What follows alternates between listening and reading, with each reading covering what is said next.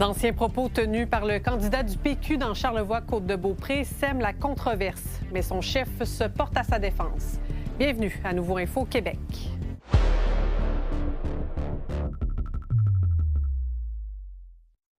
Bon début de week-end. Des déclarations de François Garriépi, le candidat du Parti québécois dans Charlevoix-Côte-de-Beaupré, refont surface. Ses adversaires politiques se sont attaqués à des propos qu'il a tenus dans ses fonctions de journaliste à Radio X, ainsi qu'à des articles qu'il a rédigés pour Urbania. Juliane Perrault explique. Quand on se lance en politique, il faut accepter que son passé soit scruté à la loupe. Et c'est ce que vit François Garriépi, candidat du Parti québécois dans Charlevoix-Côte-de-Beaupré. Des propos qu'il a tenus sur les ondes de Radio X refont surface. J'ai checké un peu avec... mais non, je suis pas... j'aime pas ça, cette proximité-là, je pense. Je m'en calisse d'elle, tu sais, au sens que je veux pas qu'on ait de lien. Tu sais, si je me ramasse à me checker ça sur Internet des madames tout nues, ça me tente pas qu'on ait de lien. Je veux pas qu'on se connaisse. Sur X, la ministre France-Hélène Duranceau dénonce les propos de l'ex-journaliste. Elle les qualifie de disgracieux et de misogynes. Et son adversaire direct dans la circonscription, Karianne Bourassa, critique également le candidat. Bien, d'abord, je veux mettre quelque chose au clair. Ce n'est pas un journaliste. Il est chroniqueur. Il allait à des conférences de presse, mais donne souvent son opinion. On l'a entendu commenter, les femmes, la situation sanitaire au Québec.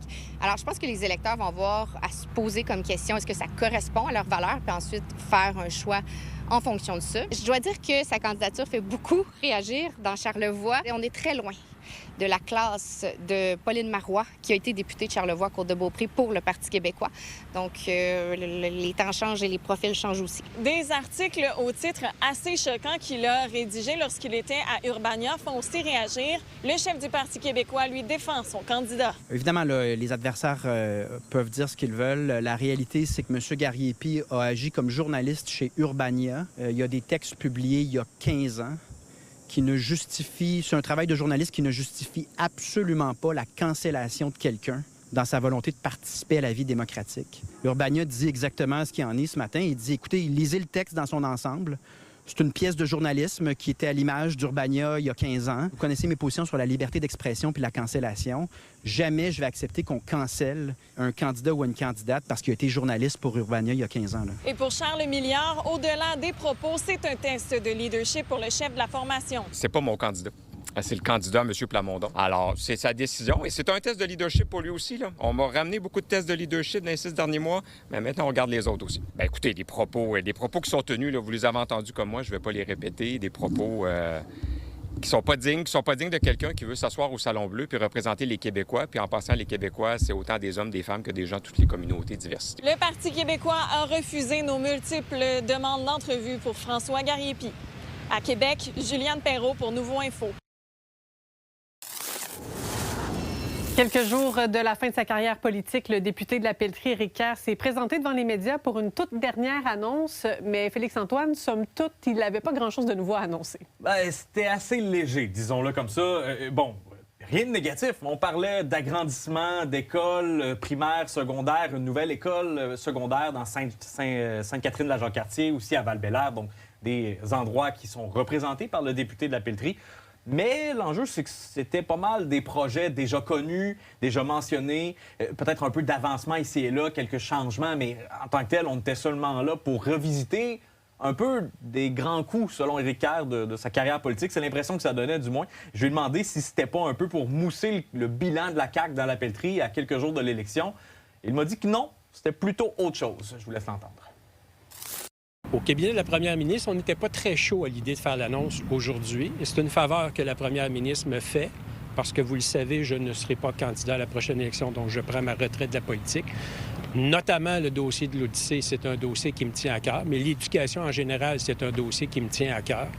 Et c'est des choses pour lesquelles j'ai travaillé très fort et qu'on a obtenu, je vous dirais, au pic pied à pelle, là, pour prendre une bonne expression de chez nous. Donc c'est une faveur que la première ministre me fait dans les faits.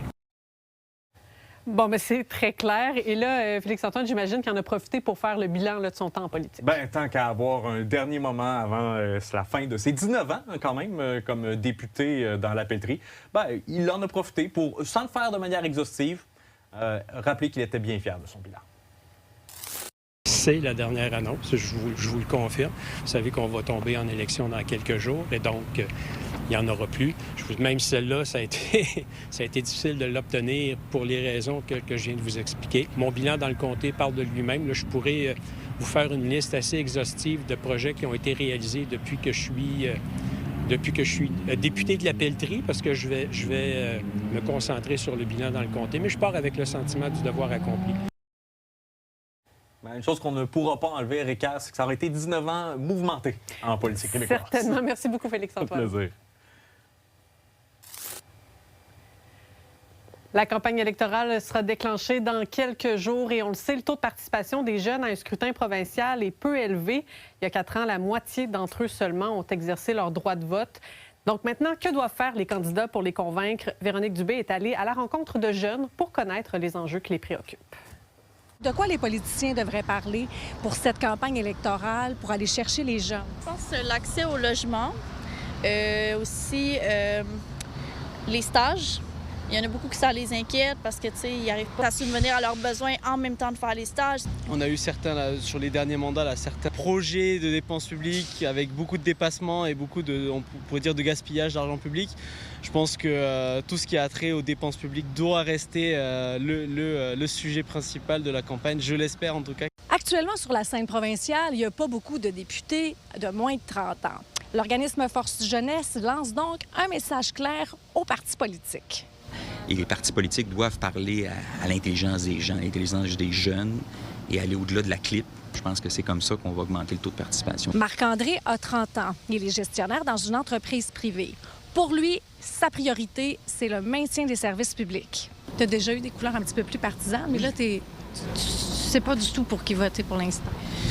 Bien, je ne veux pas reprendre un terme qui ne m'appartient pas, là, mais je suis un peu un orphelin politique, effectivement, parce que l'ensemble des partis mettent de l'avant des bonnes idées, mais moi, ce que je recherche, c'est comment on va continuer à bâtir le Québec à long terme, et non pas la mesure électorale qui peut sembler alléchante. On a un fardeau fiscal plus élevé que plusieurs pays dans le monde, qu'ailleurs dans les autres provinces canadiennes, mais ça vient avec un panier de services. Mais là, ce panier de services-là s'effrite. Je veux dire, mes futurs enfants n'auront possiblement pas de place en CPE. Je n'ai pas de médecin de famille. On connaît la situation dans les écoles publiques du Québec. Au-delà des infrastructures, il y a la qualité de l'enseignement, les ressources qui sont données également. Ce modèle-là, ce tissu-là qui nous a permis de mettre de l'avant l'égalité des chances. Hein? Donc, peu importe qu'on naisse à Shawinigan, je viens de Shawinigan, d'une famille moins aisée, ou de Montréal, d'une famille plus aisée, on a théoriquement la même chance dans la vie. Alors, c'est plutôt la préservation de ce modèle-là qui préoccupe. Vanessa est nouvellement médecin de famille, elle travaille à l'urgence et pour elle, c'est inconcevable qu'il n'y ait aucun jeune en politique en ce moment. Bien, tout simplement parce qu'on arrive avec une perspective différente. Je pense qu'il y a des problèmes sociétaux, modernes, pour lesquels les jeunes ont une opinion et veulent la partager. Si on parle, par exemple, de l'enjeu de l'intelligence artificielle, bien évidemment, on est la génération et les générations subséquentes qui vont être le plus affectées par cet enjeu-là. Et on veut que ça se transforme en gain réel pour la jeunesse, une réelle représentation. Parfois, on voit les partis politiques présenter des candidats jeunes qui sont malheureusement dans des circonscriptions qui sont difficilement gagnables. Puis ça, c'est quelque chose qui doit changer définitivement. Donc ça, c'est le premier aspect.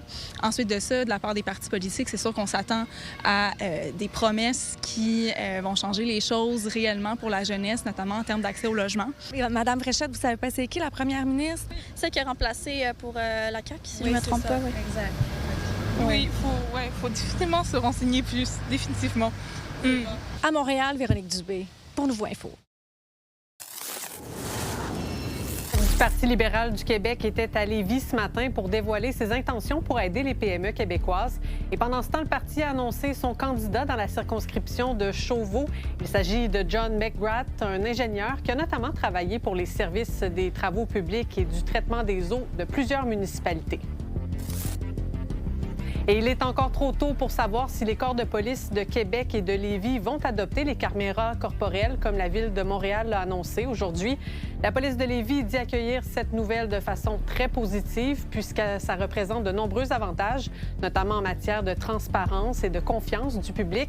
Et à Québec, on dit suivre avec intérêt les démarches du SPVM et réfléchir depuis déjà plusieurs années aux conditions idéales pour l'implantation des caméras corporelles. Mais les deux corps de police croient qu'il faut une démarche concertée à l'échelle de la province.